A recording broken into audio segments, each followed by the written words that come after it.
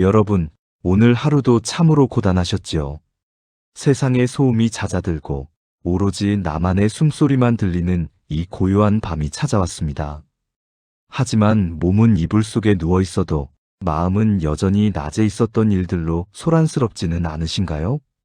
직장 상사가 던진 무심한 한마디가 비수처럼 박혀 있거나 믿었던 사람에게서 느낀 서운함이 가슴을 짓누르기도 하고 앞으로 어떻게 살아가야 할지에 대한 막막함이 천장 위로 어른거려 잠을 설치고 계실지도 모릅니다.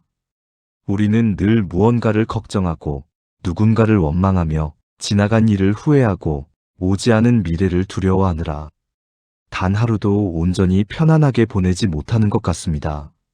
마치 거친 파도 위에 떠있는 작은 조각배처럼 감정의 너울에 휩쓸려 이리저리 표류하는 것이 우리네 인생인 듯합니다.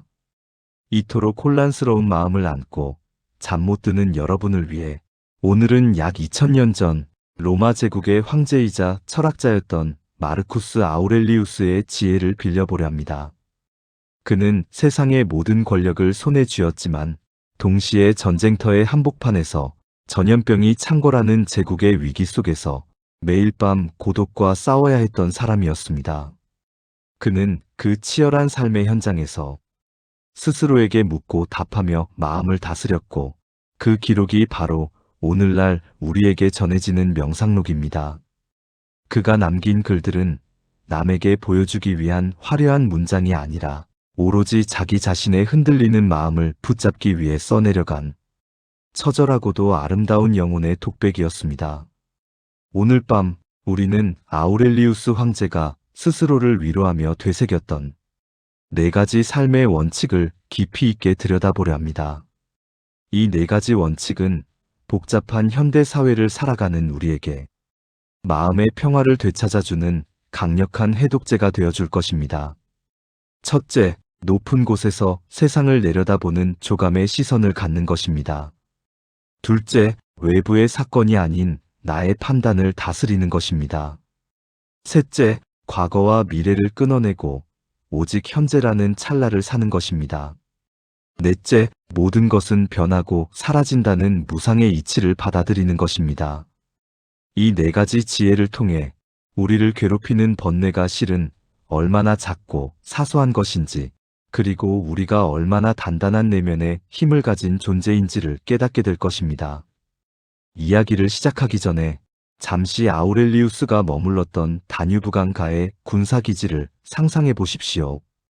밖에서는 차가운 바람이 불고 야만족의 함성이 들려오며 언제 죽음이 찾아올지 모르는 긴장감이 감돕니다.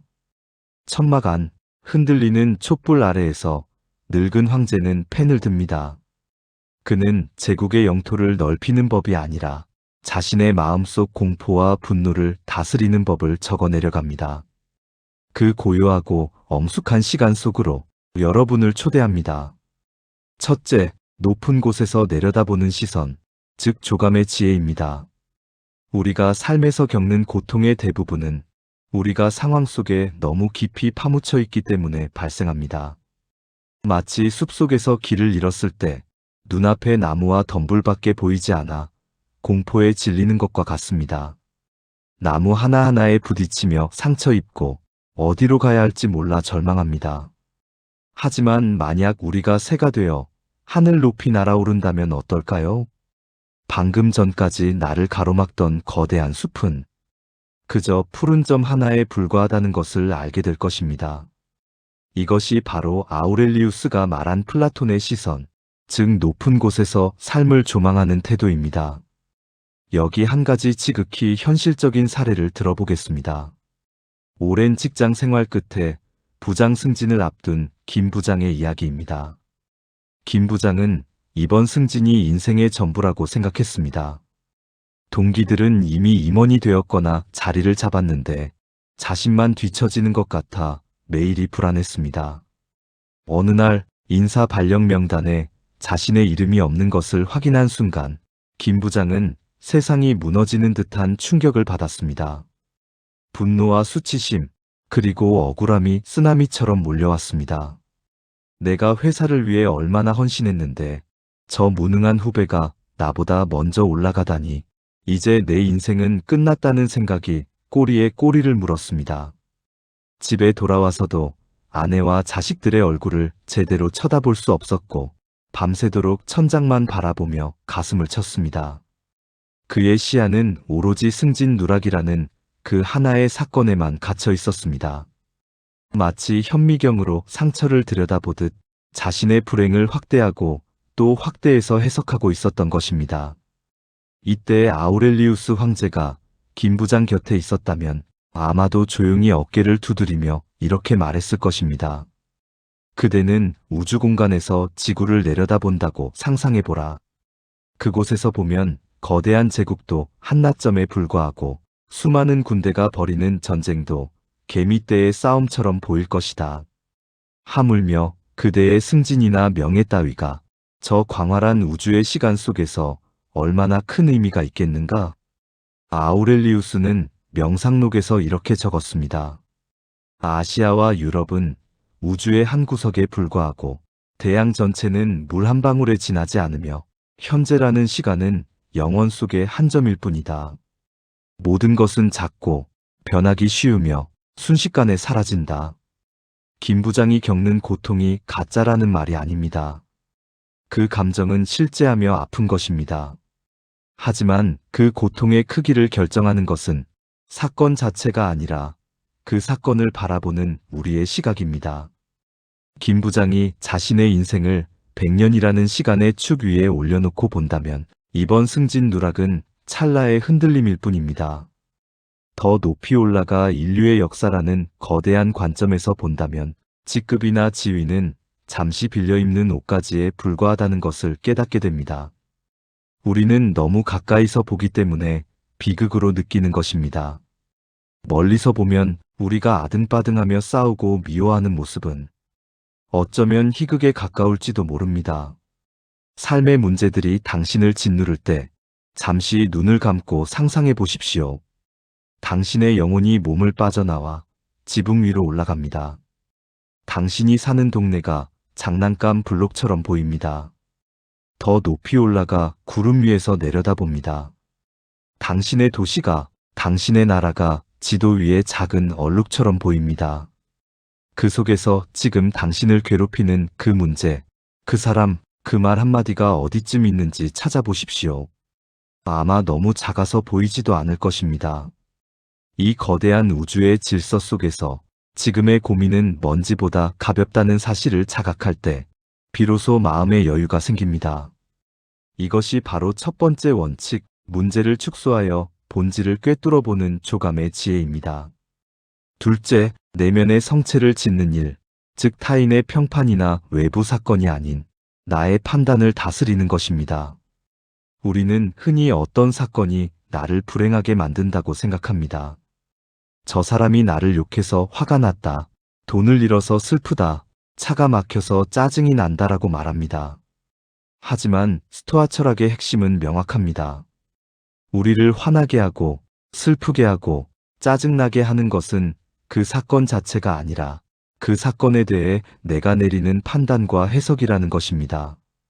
똑같은 비를 맞아도 어떤 사람은 옷이 젖었다고 불평하지만 어떤 사람은 가뭄 끝에 단비가 내린다며 기뻐합니다.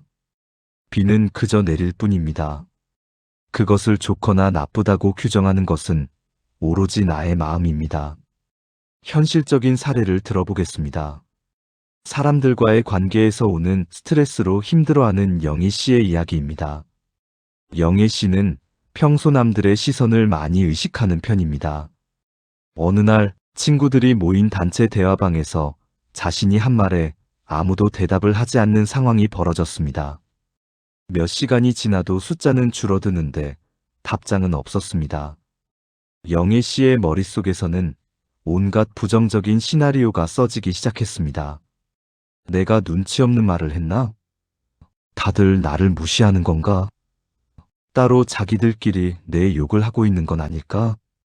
불안함은 곧 분노로 바뀌었고 급기야 나는 사랑받지 못하는 존재라는 깊은 우울감으로 빠져들었습니다. 사실 친구들은 각자 바빠서 답을 못했거나 타이밍을 놓쳐서 넘어갔을 뿐일 수도 있습니다. 설령 누군가 영희 씨를 싫어한다고 해도 그것은 그 사람의 마음일 뿐 영희 씨의 가치와는 무관한 일입니다. 그러나 영애 씨는 답장이 없다는 중립적인 사실에 나를 무시한다라는 부정적인 판단을 덧입힘으로써 스스로 지옥을 만들어냈습니다. 아우렐리우스 황제는 이런 상황에 대해 명쾌하게 조언합니다. 당신이 외부의 어떤 것 때문에 고통받고 있다면 그 고통은 그 사물 자체에서 오는 것이 아니라 그것에 대한 당신의 판단에서 오는 것이다. 그리고 그 판단은 당신이 언제든지 취소할 수 있다. 이 말은 우리에게 엄청난 자유와 권한을 줍니다. 세상 사람들의 입을 막을 수는 없습니다. 예기치 못한 사고나 불운을 완벽하게 피할 수도 없습니다. 하지만 그것을 어떻게 받아들일지는 전적으로 우리의 권한입니다. 아우렐리우스는 이를 내면의 성체라고 불렀습니다. 외부의 어떤 공격도 뚫을 수 없는 단단한 요새를 마음속에 짓는 것입니다. 누군가 당신에게 모욕적인 말을 던졌다고 가정해 봅시다. 그 말은 공기를 타고 당신의 귀에 들어오는 소리일 뿐입니다. 당신이 그 말을 받아들여 감히 나에게 이런 말을 해? 라고 반응하는 순간 그 모욕은 당신의 내면에 상처를 입힙니다. 하지만 저 사람은 예의가 부족하구나. 그것은 그의 문제다라고 생각하고 넘겨버리면 그 말은 당신의 성체 문 앞에서 힘을 잃고 사라집니다. 아우렐리우스는 스스로에게 이렇게 말했습니다. 누군가 나를 경멸하는가? 그것은 그의 몫이다. 나의 몫은 경멸받을 짓을 하지 않고 말하지 않는 것이다. 누군가 나를 미워하는가? 그것 또한 그의 몫이다. 나는 모든 사람에게 호의와 자비를 베풀며 심지어 나를 미워하는 그 사람에게도 온유함을 잃지 않을 것이다. 이것은 억지로 참으라는 뜻이 아닙니다. 타인의 악한 행동이 나의 고귀한 영혼을 더럽히도록 허락하지 않겠다는 당당한 선언입니다. 영애 씨의 경우라면 이렇게 생각할 수 있어야 합니다. 탑장이 없네. 바쁜가 보다. 설령 나를 무시한다 해도 나의 가치는 그들의 반응에 달려있지 않다. 나는 나로서 온전하다. 이렇게 판단을 유보하거나 긍정적으로 바꾸는 연습을 할 때 우리는 감정의 노예가 아니라 주인이 될 수 있습니다. 이것이 두 번째 원칙, 외부의 자극과 나의 반응 사이에 공간을 만드는 판단의 자유입니다. 셋째, 현재라는 찰나의 순간을 사는 것, 즉 과거나 미래가 아닌 오직 지금에 집중하는 것입니다. 우리의 마음은 끊임없이 시간여행을 합니다. 이미 지나가 버려서 돌이킬 수 없는 과거를 후회하느라 에너지를 낭비하고 아직 오지 않은 미래를 미리 당겨와서 걱정하느라 현재를 갉아먹습니다. 특히 나이가 들수록 노후에 대한 불안, 건강에 대한 염려, 자식들에 대한 걱정으로 밤잠을 설치는 경우가 많습니다. 은퇴를 앞둔 박 선생님의 이야기를 해보겠습니다. 평생 성실하게 살아온 박 선생님은 요즘 들어 부쩍 불안감이 커졌습니다. 모아둔 돈으로 죽을 때까지 버틸 수 있을까? 혹시 큰 병이라도 걸리면 자식들에게 짐이 되지 않을까? 내가 은퇴하면 사회에서 잊힌 존재가 되지 않을까? 이런 생각들이 꼬리를 물면 따뜻한 밥을 먹어도 맛을 느낄 수 없고 아름다운 노을을 봐도 감동이 없습니다. 몸은 현재에 있지만 정신은 늘 잿빛 미래를 배회하고 있기 때문입니다. 박 선생님은 아직 일어나지도 않은 재앙들을 상상 속에서 수없이 겪으며 미리 고통받고 있습니다. 아우렐리우스 황제 역시 전쟁터에서 매일 불확실한 미래와 마주했습니다. 내일 적군이 쳐들어올지, 부하가 배신할지, 전염병에 걸려 죽을지 알 수 없었습니다. 하지만 그는 이렇게 적었습니다. 미래 때문에 불안해하지 마라. 만약 미래가 온다면 그대는 현재를 살아가는 데 쓰고 있는 것과 똑같은 이성을 가지고 그 미래를 맞이하게 될 것이다. 과거는 이미 죽었고 미래는 아직 오지 않았다. 우리가 살 수 있는 유일한 시간은 지금 이 순간, 이 찰나뿐이다. 가장 오래 산 사람이나 가장 일찍 죽은 사람이나 잃어버리는 것은 똑같습니다. 바로 지금 이 순간입니다. 왜냐하면 우리가 소유하고 있는 것은 현재뿐이기 때문입니다. 과거는 기억 속에만 존재하고 미래는 기대 속에만 존재합니다. 실제하는 것은 지금 당신이 숨쉬고 있는 이 순간, 이 짧은 현재밖에 없습니다. 그런데 우리는 왜 없는 것을 걱정하느라 있는 것을 놓치고 있을까요? 아우렐리우스는 현재를 선물처럼 여기라고 말하지 않습니다. 대신 현재를 기능적으로 쪼개서 보라고 조언합니다. 거대한 인생 전체를 한꺼번에 짊어지려고 하면 누구나 쓰러집니다. 앞으로 20년, 30년을 어떻게 살지? 라고 물으면 숨이 막힙니다. 하지만 오늘 하루, 아니, 지금 이 한 시간을 어떻게 보낼 것인가? 라고 물으면 감당할 수 있습니다. 박 선생님에게 필요한 것은 10년 뒤에 통장 잔고를 걱정하는 것이 아니라 오늘 아침 산책길에 맑은 공기를 마시는 것, 지금 읽고 있는 책의 한 구절을 음미하는 것, 곁에 있는 사람에게 따뜻한 말 한마디를 건네는 것입니다. 미래의 걱정이 밀려올 때마다 스스로에게 물어보십시오. 지금 당장, 이 순간 나에게 견딜 수 없는 고통이 있는가? 대부분의 경우 대답은 아니오일 것입니다. 지금 당장은 안전하고 숨 쉴 수 있고 생각할 수 있습니다. 우리가 견딜 수 없는 것은 현재가 아니라 상상 속에서 부풀려진 미래의 무게입니다. 아우렐리우스는 말합니다. 너는 3000년을 살 것처럼 행동하지 마라. 죽음이 너의 머리 위에 드리워져 있다. 네가 살아있는 동안, 네가 할 수 있는 동안 선한 사람이 되라. 현재에 충실한 삶만이 죽음 앞에서도 후회를 남기지 않습니다. 이것이 세 번째 원칙, 인생을 통째로 짊어지지 않고 순간을 살아내는 현재의 몰입입니다. 넷째, 자연의 순리를 받아들이는 것, 즉 모든 것은 변하고 사라진다는 무상의 이치를 긍정하는 것입니다. 이를 철학적 용어로는 아모르 파티에머, FATI, 즉 운명이라고도 할 수 있습니다. 우리는 변화를 두려워합니다. 젊음이 사라지는 것을 슬퍼하고 사랑하는 사람이 떠나는 것을 거부하며 익숙한 것들이 바뀌는 것에 저항합니다. 가진 것을 잃지 않으려고 발버둥 칠수록 고통은 더욱 커집니다. 하지만 아우렐리우스는 우주의 본질이 바로 변화라고 보았습니다. 계절이 바뀌고 낮과 밤이 교차하며 꽃이 피고 지는 것처럼 우리의 인생사 또한 끊임없이 변하는 것이 자연의 법칙이라는 것입니다. 사별의 아픔을 겪고 있는 최 여사님의 이야기를 조심스럽게 꺼내봅니다. 평생을 함께한 남편을 먼저 떠나보낸 후 최 여사님은 깊은 상실감에 빠졌습니다. 집 안 곳곳에 남편의 흔적이 남아있어 견딜 수가 없고 왜 하필 나에게 이런 일이 일어났나 하는 원망이 솟구칩니다. 행복했던 시절로 시간을 되돌리고 싶어 눈물로 밤을 지새웁니다. 이것은 인간으로서 너무나 자연스러운 슬픔입니다. 하지만 이 슬픔이 집착이 되고 변화 자체를 거부하는 고통으로 이어진다면 남은 삶은 지옥이 될 수밖에 없습니다. 아우렐리우스 역시 사랑하는 자식들을 여럿 잃었고 아내를 먼저 떠나보냈습니다. 그는 그 슬픔 속에서 이렇게 적었습니다. 변화는 자연의 속성이다. 자연은 변화를 사랑한다.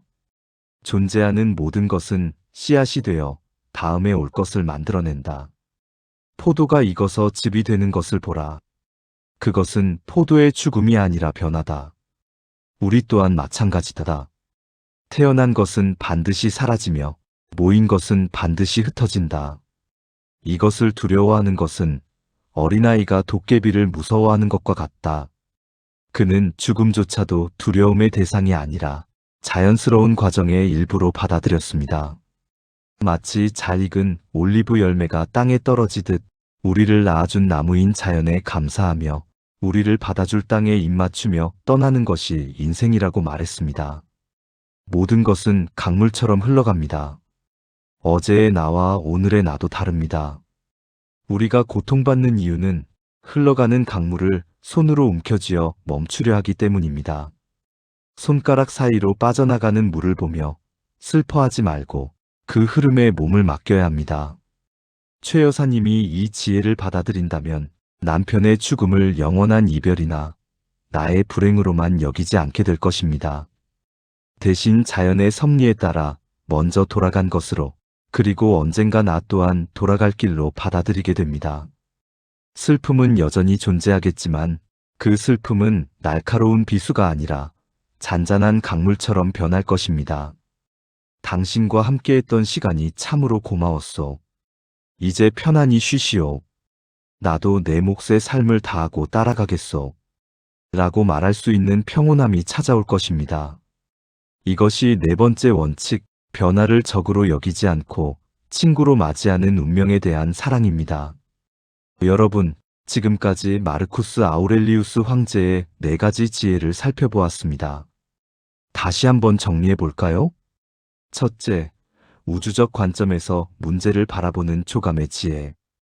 멀리서 보면 당신의 고민은 아주 작습니다. 둘째, 사건이 아닌 해석을 바꾸는 판단의 자유. 상처받지 않기로 결심하면 누구도 당신을 상처 입힐 수 없습니다. 셋째, 오지 않은 고통을 미리 겪지 않는 현재의 몰입. 당신이 감당해야 할 것은 오직 오늘 하루뿐입니다. 넷째, 흐르는 강물처럼 변화를 수용하는 운명에 모든 것은 지나가고 변하며 그것이 곧 자연의 아름다움입니다. 이 4가지 원칙은 서로 다른 이야기가 아닙니다. 결국 하나로 귀결됩니다. 세상은 내 마음먹기에 달려있다는 것입니다. 황제는 화려한 궁전이 아니라 자신의 마음속에 평화의 궁전을 지었습니다. 여러분도 할 수 있습니다. 비록 현실이 팍팍하고 몸이 아프고 사람들이 나를 힘들게 할지라도 여러분의 마음이라는 영토만큼은 그 누구도 침범할 수 없는 성역입니다. 이제 잠자리에 들 시간입니다. 오늘 하루 애쓰셨습니다. 실수했을 수도 있고 후회되는 일이 있을 수도 있습니다. 하지만 아우렐리우스가 말했듯이 지나간 과거는 이미 죽은 시간입니다. 그 죽은 시간을 붙들고 살아있는 당신을 괴롭히지 마십시오. 내일 아침 눈을 뜬다면 그것은 또다시 주어진 새로운 생명입니다. 그러니 오늘 밤은 모든 짐을 내려놓고 깊고 편안한 잠의 세계로 들어가십시오.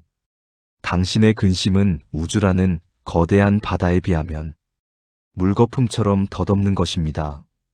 이불의 포근한 감촉을 느끼며 호흡을 천천히 들이마시고 내쉬어 보십시오. 들이마시는 숨의 평온함을, 내쉬는 숨의 불안함을 흘려보내십시오. 모든 것은 변하고 모든 것은 지나갑니다. 그리고 당신은 그 모든 변화 속에서도 여전히 소중하고 단단한 존재입니다. 새벽이 오면 나는 다시 운명과 마주할 것이다. 그러나 지금은 오직 쉼만이 존재한다. 여러분의 밤이, 그리고 여러분의 꿈이 황제의 지혜처럼 깊고 고요하기를 바랍니다. 오늘 이야기가 여러분의 지친 마음에 작은 등불이 되었기를 소망합니다. 더 많은 지혜와 평온한 이야기를 듣고 싶으시다면 구독과 좋아요를 눌러주세요. 다음 영상에서 더 깊은 울림으로 찾아오겠습니다. 안녕히 주무십시오.